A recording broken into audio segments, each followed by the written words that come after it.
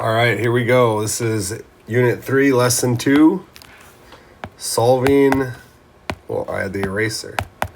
Solving linear systems algebraically. So,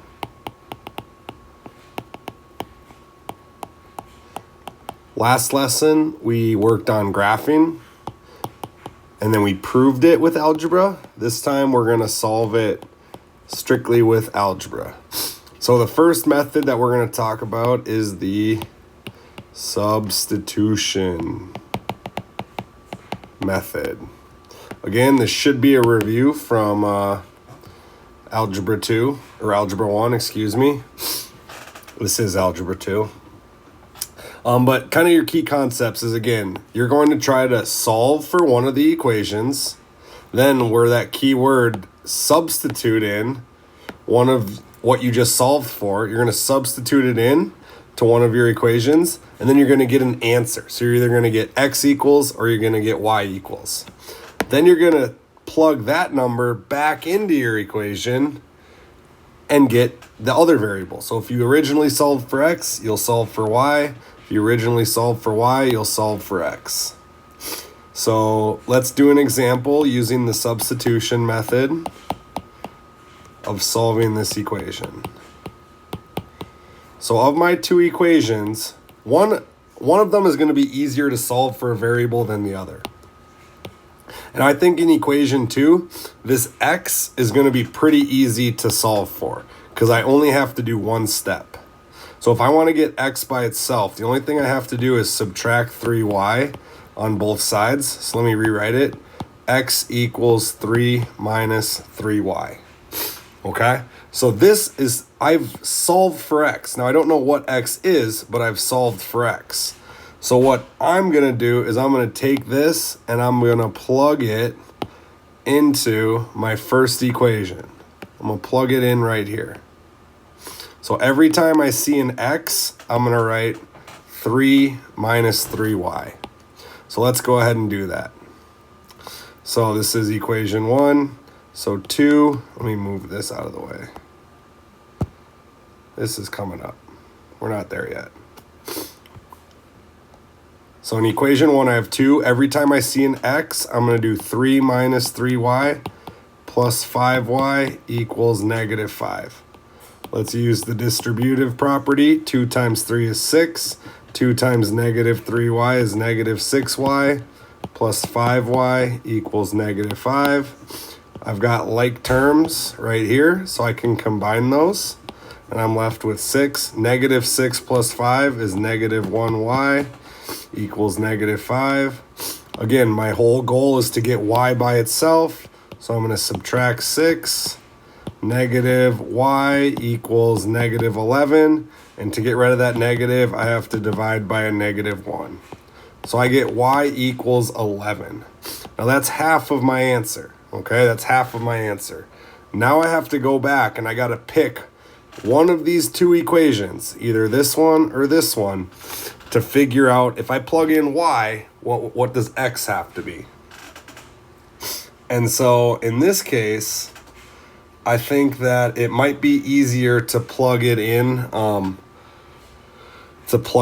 for the second equation, where we had x equals 3 minus 3y.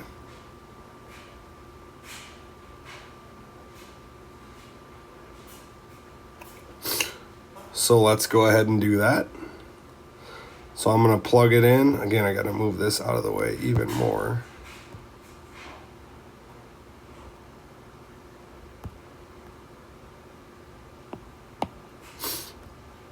So I'm going to take x plus 3y equals 3, and I'm going to plug in an 11. So x plus 3y equals 3. Plug in 11.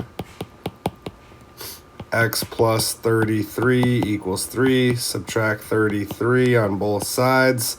Therefore, x equals negative 30. So the combination of these two get me my answer of negative 30, 11.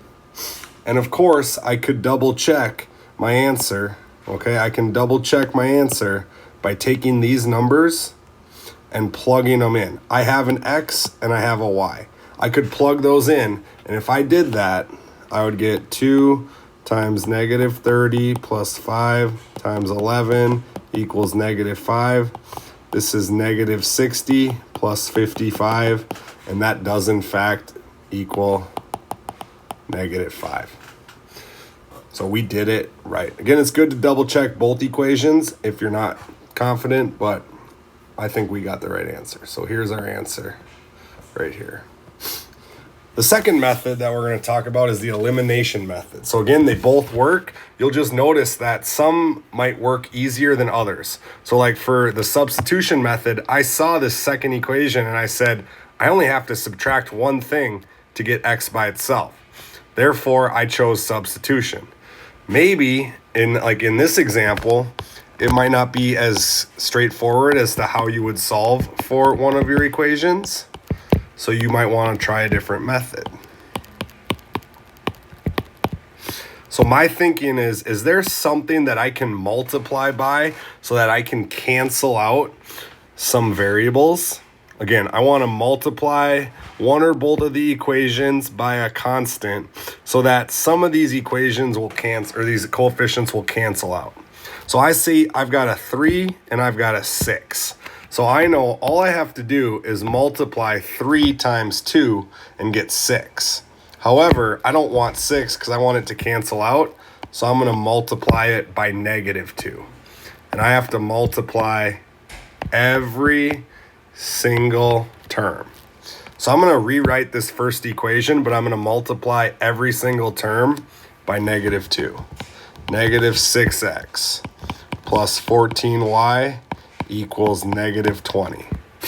And now I need to add my two equations together. Well, nice, and this is our goal. Our goal is to eliminate, hence the name, the elimination method, some variables. So 6x plus negative 6x cancels out. Negative 8y plus 14y is 6y, and 8 plus negative 20 is negative 12. Now I divide by 6, and I get y equals negative 2. That's half my answer.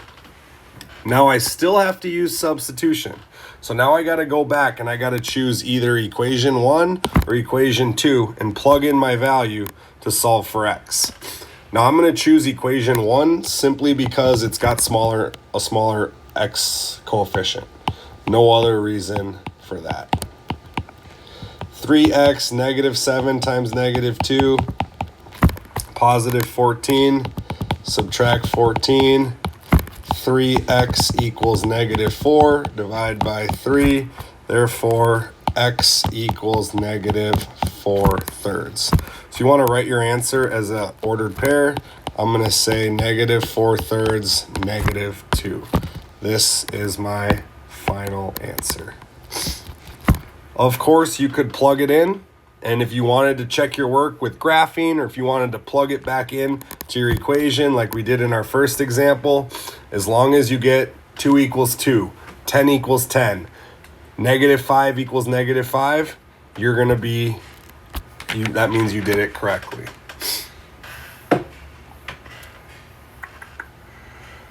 All right, two more examples.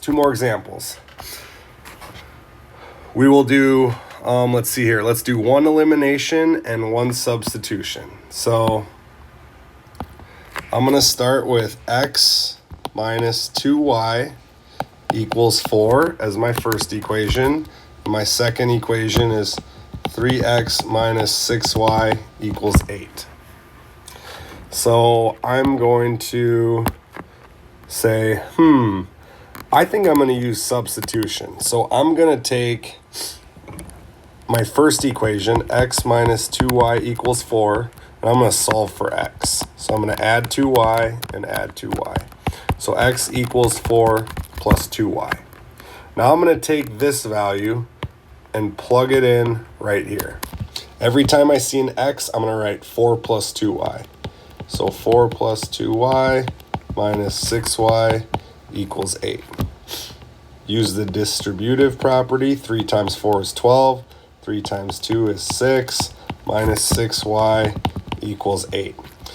Whoa, what's going on? I get 6y minus 6y cancels out. 12 equals 8. Huh? Question mark, question mark, question mark. That's not true. So this is no solution. Now, of course, you should check your work to make sure that you did it right. But this would be an example of, hey, I don't have a solution because this is not true. And our last example is my two equations are 4x minus 10y equals 8 and negative 14x plus 35y equals negative 28. Now I'm going to use elimination, but I'm going to multiply both of them because I see 4 doesn't really go into 14, 10 doesn't really go into 35, but I bet you 35 goes into 70 and so does 10. Whoa. So I'm going to multiply this first equation by 7. I'm going to multiply this second equation by 2.